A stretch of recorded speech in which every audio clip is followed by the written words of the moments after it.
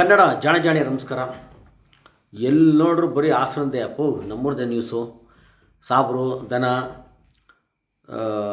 ರೈತರು ಇದೇ ನ್ಯೂಸ್ ಕೊಡ್ತಾಯಿದೆ.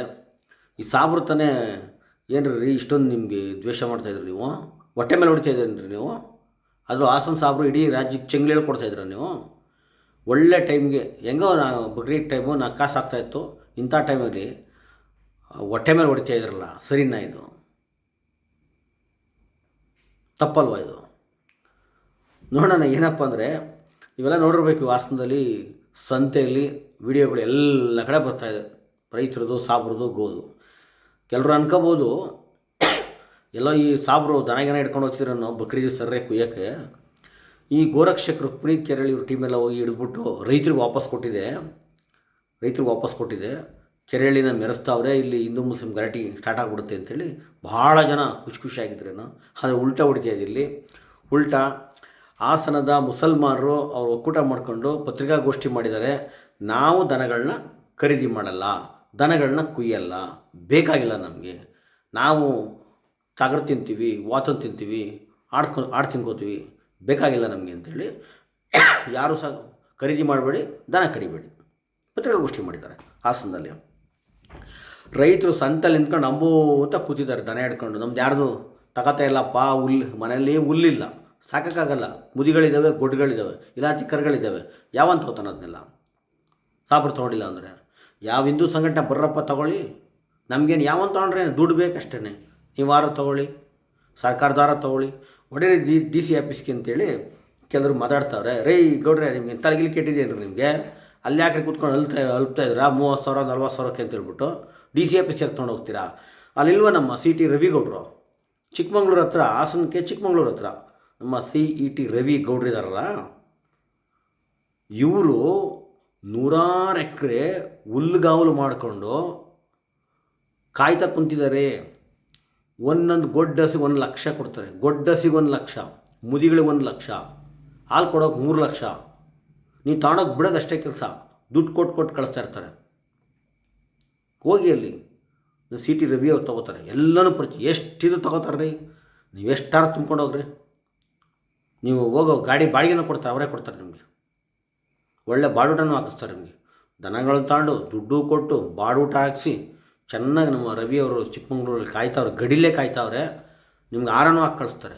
ಮತ್ತು ಈ ಕಡೆ ಬೆಂಗಳೂರು ಸುತ್ತಮುತ್ತ ಇರೋರು ನಮ್ಮ ತೇಜಸ್ವಿ ಸೂರ್ಯ ಇದ್ದಾರಲ್ಲ MP, ಇವರು ಸಾವಿರಾರು ಹಸುಗಳನ್ನ ಕಟ್ಟೋಕ್ಕೆ ಒಂದು ದೊಡ್ಡ ಹಾಲ್ ಎಲ್ಲ ಕಟ್ಟಿದ್ದಾರೆ, ಬಸವನಗುಡಿ ಈ ಕಡೆ ಎಲ್ಲ ಕಟ್ಟಿದ್ದಾರೆ.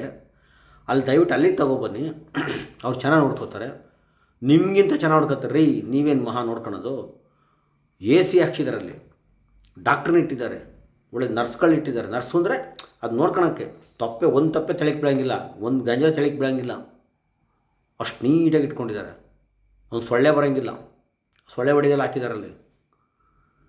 ನಾವೆಲ್ಲ ರೈತರೆಲ್ಲ ದನಗಳ ಮೈಯೋಜಕ್ಕೆ ಹುಲ್ಲು ತಗೊಂಬಿಟ್ಟು ಸುಮ್ಮನೆ ಉಚ್ಚಿದ್ರಲ್ಲ, ಹಂಗಲ್ಲ, ಅದಕ್ಕೆ ಜನನೇ ಇಟ್ಟಿದ್ದಾರೆ. ಆಮೇಲೆ ಡಾಕ್ಟ್ರುಗಳಿದ್ದಾರೆ, AC ಹಾಕಿದ್ದಾರೆ, ರಾಜ ಮರ್ಯಾದೆಯಿಂದ ನೋಡ್ಕೋತಾರೆ. ಈ ಕಾಮಜನರು ತಮಾಷೆ ಮಾತಾ. ಯಾವ ಕುಂಟ ಇರ್ಬೋದು, ಮೋಟ ಇರ್ಬೋದು, ಗೊಡ್ಡಿರ್ಬೋದು, ಮುದಿಗಳಿರ್ಬೋದು, ಯಾವ ಬೇಕಾದ್ರೂ ತಗೊಬಂದ್ಬಿಡಿ, ಲಕ್ಷದ ಮೇಲೆ ಕೊಡೋದು, 1 ಲಕ್ಷ ಗೊಡ್ಡುಗಳಿಗೂ ಸಹ. ಇನ್ನು ನಮ್ಮ ಅಶ್ವತ್ಥನಾರಾಯಣವರು ಆ ಕಡೆ ಸಾಕಿದ್ದಾರೆ, ಇಲ್ಲಿ ನಮ್ಮ ಅಶೋಕ್ ಗೌಡ್ರು ಸಾಕಿದ್ದಾರೆ. ನಿಮ್ಗೆ ನೋಡಿದ್ರಲ್ಲ ಯಾರ್ಯಾರು ಗೋಗಳ ಬಗ್ಗೆ ಮಾತಾಡ್ತಿದ್ರು ಅವರೆಲ್ಲ ಸಿಟಿ ಬೆಂಗಳೂರು ಅಂತ ಸಿಟಿಲಿ ಇವತ್ತು ಬಾಡಿಗೆಗೆ ಮನೆ ಸಿಗಲ್ಲ ಅಂಥ ಬೆಂಗಳೂರು ಸಿಟಿಲಿ ಸಾವಿರಾರು ಗೋವುಗಳನ್ನು ಒಂದು ರೀತಿಯ ಕೊಟ್ಟಿಗೆ ಅಂತ ಹೇಳಂಗಿಲ್ಲ, ಅದನ್ನ ಕೊಟ್ಟಿಗೆ ಅಂತ ಹೇಳಂಗೇ ಇಲ್ಲ. ಗೋವುಗಳನ್ನ ನೋಡ್ಕೊಳೋಕ್ಕೋಸ್ಕರ ಭಾಳ ವಿಶೇಷವಾದ ವ್ಯವಸ್ಥೆ ಮಾಡಿದ್ದಾರೆ. ಇವೆಲ್ಲ ತಂದು ಬಿಡಿ ದಯವಿಟ್ಟು. ಸುಮ್ಮನೆ ಕೂತ್ಕೊಂಡು ಒಳ್ಳೆ ತಲೆ ಕೆಟ್ಟಿರ್ತಾರೆ, ಅವನು ಯಾವ ಆ DC ಆಫೀಸಿಗೆ ಬಿಟ್ಬಿಡಿ, ಯಾವನ ಸಂಘಟನೆ ತೊಗೊಳ್ರಪ್ಪ, ಏನೂ ಗೋಗರಿಬೇಕಾಗಿಲ್ಲ, ದಯವಿಟ್ಟು ಬಿಡಿ. ಮತ್ತು ಈ ಮುಸಲ್ಮಾನರು ಒಳ್ಳೆ ಟೈಮ್ ನೋಡಿ ನೀವು ಹೊಟ್ಟೆ ಮೇಲೆ ಹೊಡಿತಾರಾ? ಅದು ಬಕ್ರೀದ್ ಟೈಮ್ ನೋಡಿ ಆ ಚೆಂಗ್ಳು ಇಡೀ ಎಲ್ಲ ಕರ್ನಾಟಕದ ಮುಸ್ಲಿಮ್ರಿಗೆ ಸಾಬ್ರಿಗೆ ಕಲಿಸ್ತಾ ಇದ್ರನ್ರಿ ನೀವು.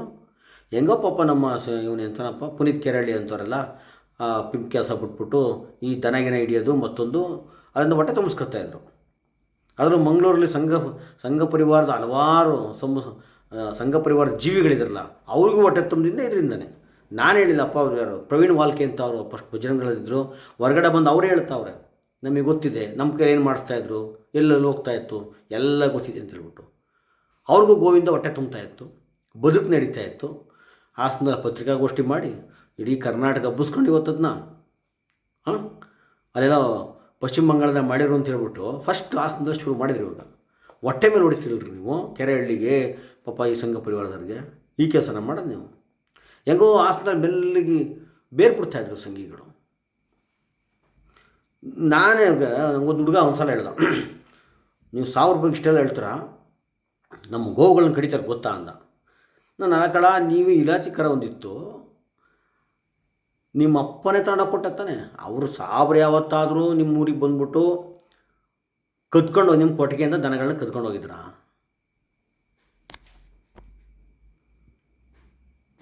ದನಗಳನ್ನ ಕದ್ಕೊಂಡು ಹೋಗಿದ್ರಾ? ಅಥವಾ ಬಲವಂತ ಇಸ್ಕೊಂಡು ಹೋಗಿದ್ರಾ? ಏನಿಲ್ಲ, ನೀವೇ ತಗೊಂಡೋಗಿ ಮಾರಿದ್ರಿ. ಇವತ್ತು ಹಾಸನದ ಸಂತೆಯಲ್ಲಿ ರೈತರು ದೊಡ್ಡ ಮಟ್ಟದಲ್ಲಿ ಹೇಳ್ತಾಯಿದ್ರೆ, ನಮ್ಮ ದನಗಳು ಯಾವನಾರು ತಗೊಳ್ರಪ್ಪ, ನಮ್ಮ ಮೇವಿಲ್ಲ, ದುಡ್ಡಿಲ್ಲ, ಭಾಳ ಕಷ್ಟ ಇದೆ, ದನ ತಗೊಂಡಿಲ್ಲ ಅಂದರೆ ಮುದ್ದಿಗಳನ್ನು ಸಾಕೋಕ್ಕಾಗ, ಗೊಡ್ಡಸ್ಗಳು ಸಾಕಾಯ್ತಲ್ಲ, ಯಾರು ತೊಗೊಳ್ಳಿ ದುಡ್ಡು ಕೊಡಿ ಅಂತ ಹೇಳ್ಬಿಟ್ಟು. ನಾನು ತುಂಬ ಸಲ ಪದೇ ಪದೇ ಹೇಳ್ತಾ ಇದ್ದೆ, ರೈತರಿಗೂ ಮುಸಲ್ಮಾನರಿಗೂ ಅವಿನಾಭಾವ ಸಂಬಂಧ ಇತ್ತು. ಅದರಲ್ಲೂ ವಿಶೇಷವಾಗಿ ಹಳೆ ಮೈಸೂರಿನ ಭಾಗದ ಈ ಒಕ್ಕಲಿಗರಿಗೂ ಮುಸಲ್ಮಾನರಿಗೂ ತುಂಬ ಒಳ್ಳೆಯ ಸಂಬಂಧಗಳಿತ್ತು, ಈಗಲೂ ಇದೆ, ಈ ಕ್ಷಣಕ್ಕೂ ಇದೆ. ಯಾವ 4 ಜನ ಬೊಬ್ಬೆ ಹಾಕಿದ ತಕ್ಷಣ ಆಗಲ್ಲ. ದನಿನ ಲಾಳ ಕಟ್ತಾಯಿದ್ರು, ಹುಣಸೆಕಾಯಿ ತೊಗೊಂಡು ಹೋಗ್ತಾಯಿದ್ರು, ಮಾವಿನಕಾಯಿ ತೊಗೊಂಡು ಹೋಗ್ತಾಯಿದ್ರು, ಚರ್ಮ ತೊಗೊಂಡು ಹೋಗ್ತಾಯಿದ್ರು, ಮರಿ ವ್ಯಾಪಾರ ಮಾಡ್ತಾಯಿದ್ರು, ಎಲ್ಲದೂ ಚೆನ್ನಾಗಿತ್ತು. ಈ ಕ್ಷಣಕ್ಕೂ ಅದು ಹಂಗೆ ಇದೆ, ಏನೂ ವ್ಯತ್ಯಾಸ ಆಗಿಲ್ಲ. ಮಧ್ಯದಲ್ಲಿ ಯಾವಾಗ ಬಂದ್ಬಿಟ್ಟಿರ್ತಾರ ತರಲೆ ಆಟ ಆಡಿ ಬೆಂಕಿ ಎಷ್ಟೊತ್ತು ನೋಡ್ತಾಯಿದ್ರು.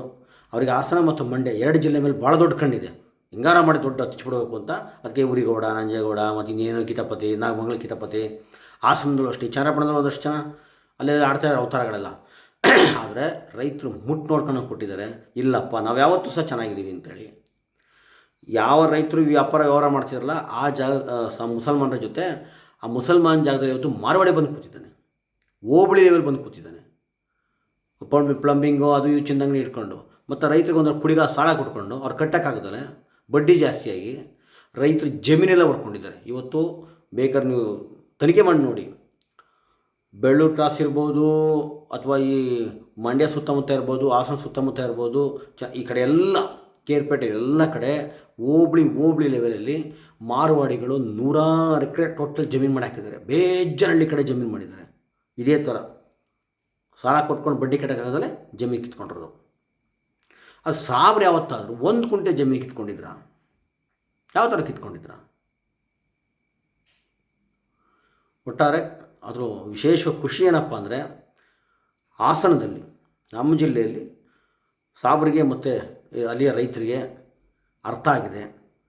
ನಮ್ಮ ಅನ್ಯೋನ್ಯ ಸಂಬಂಧಕ್ಕೆ ಯಾವನ ಬಂದು ಉಳಿತಾ ಇದ್ದ, ಇನ್ನೇನ ಕೋತಿ ಚೇಷ್ಟೆ ಮಾಡ್ತಾಯಿದ್ರು ಅಂತ ಹೇಳ್ಬಿಟ್ಟು ಈ ಸೌಹಾರ್ದತೆ ಇಡೀ ಕರ್ನಾಟಕ ಹಬ್ಬಬೇಕು, ಎಲ್ಲ ಕಡೆ ಹಬ್ಬಲಿ,